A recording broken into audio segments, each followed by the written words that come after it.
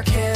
Friends in the hallways, adventures we find, spells and enchantments, trouble on our mind.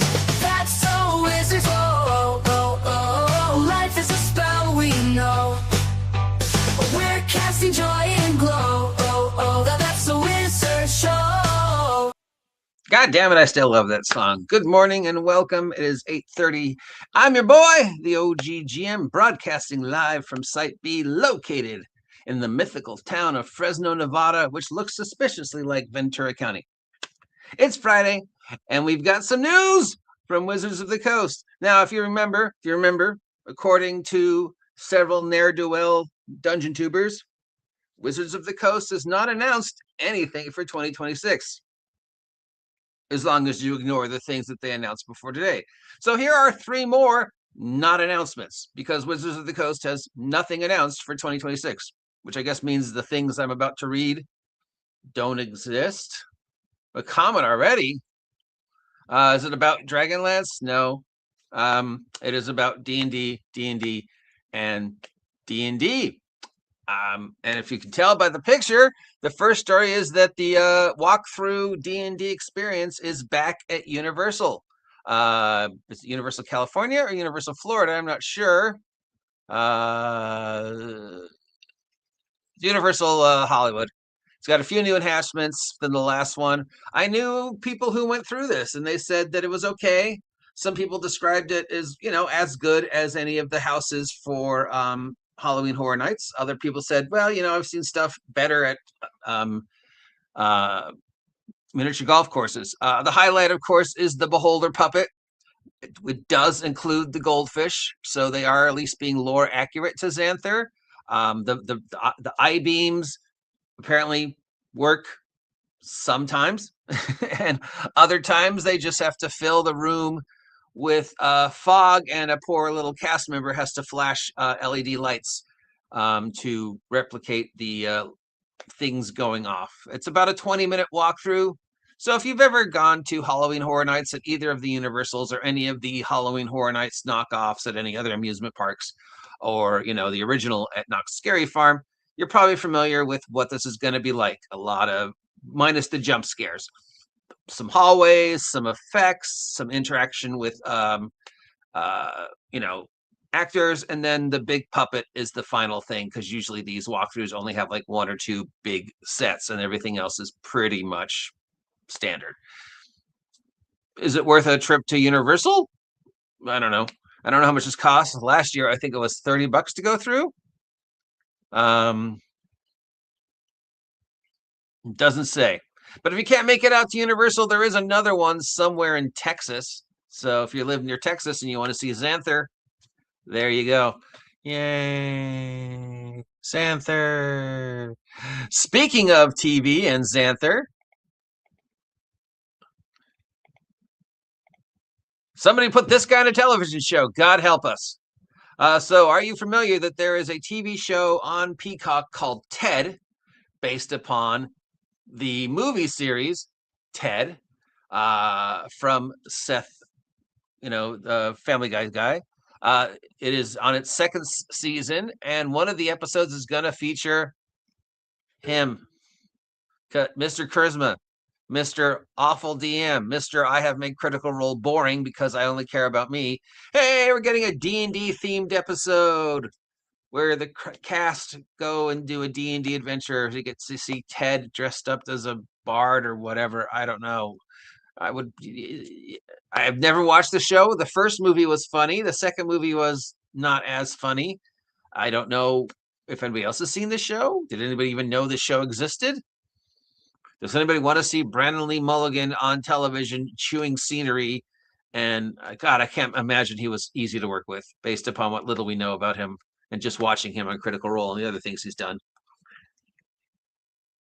Now, we know from history that whenever a show does a D&D episode, it usually doesn't go over very well. Even when Big Bang Theory did their D&D episodes, they didn't go over very well. We know the Community D&D episode is still to this day considered controversial.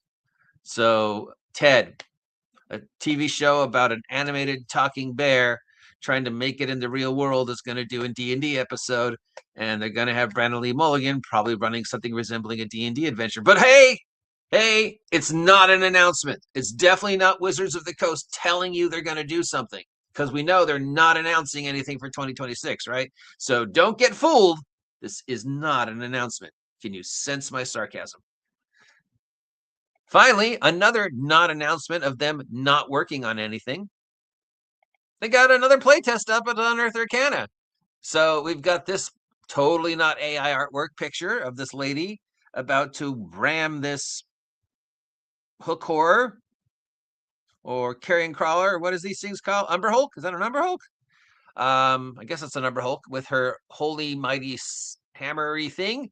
You will notice that this Umber Hulk's arm is just floating over here, and the second arm is coming out of its back. This one has two arms on one side and one arm on the other side. This one has an arm and a leg. This one has nothing. This one over here has two arms and then a third arm coming out of its arm, but it's totally not AI art, guys. This is totally drawn by a human. I'm being sarcastic. Of course it's AI art. Anyways, we got new playtests. We're playtesting classes we've seen before, but they've converted them to 5.5. We've got the Mystic Monk subclass, the Oath of Spellgord Paladin subclass, the Magic Stealer Rogue subclass, which is not the same as the Arcane Trickster, and the Vestige Patron Warlock. So this is the second one in a row that's very spell magic user centric, which makes you wonder what they're not working on, because we know they have nothing planned for 2026, because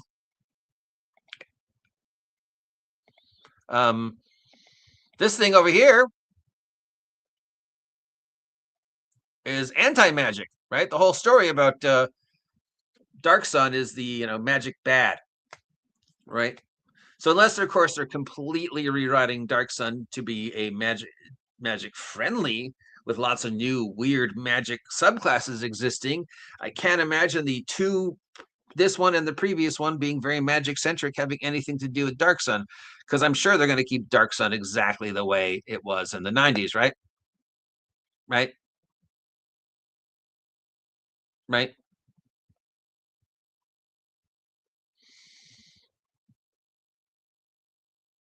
I mean, yeah, they could completely rewrite it and have Oath of Spellbreakers and whatever. I don't know if it would make sense, but sure. I mean, all it has to do is basically be the name. It doesn't have to do anything resembling what the Dark Sun we know. But I don't think it would work with just a magic heavy. So I'm assuming that they're having something else coming out that's going to be very magic heavy, very magic. Let's look at magic through different ways and how it applies to different classes and how we can break existing things. So I don't know. Mystara was pretty magic heavy. Malquidem was pretty magic heavy, wasn't it?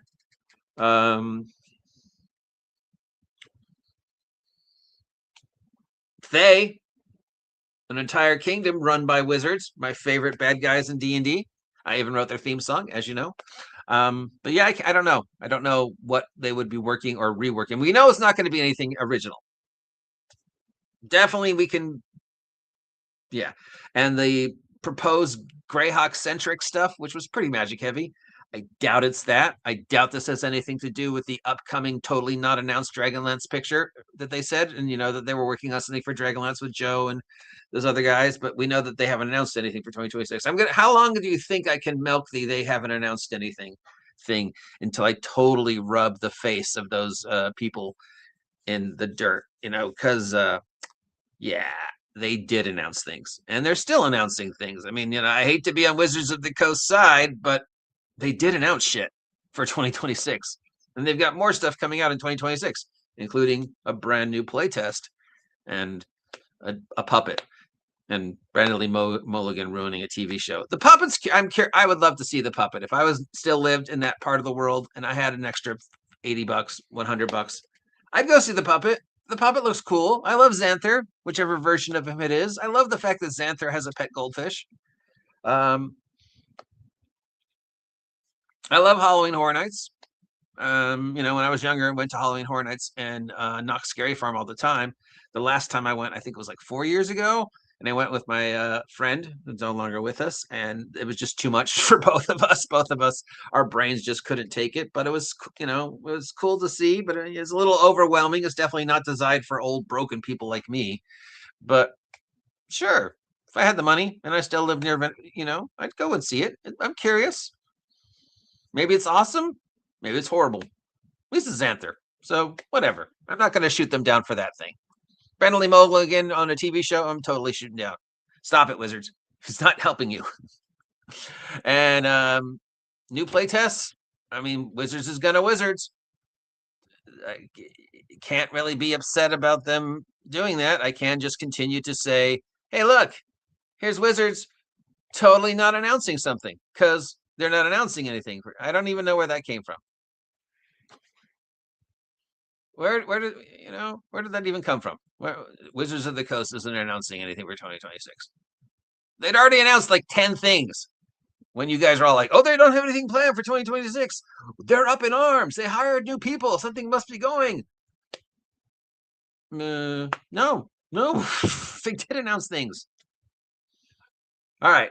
Till next time, I'm the OGGM. If you appreciate this content, let me know. If you have a topic you want me to talk about, let me know. I might even try and interview some of these people this year. I would love to talk to some of these people. Those others, no, but whatever. If you have whatever, this is your channel. So if you have something you want to talk about, let me know. And if there's a topic you never want to hear me talk about ever again, let me know. And as much as I would love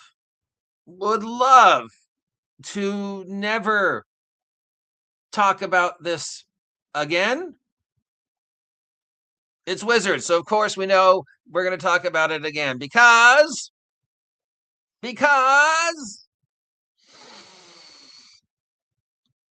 happy Friday.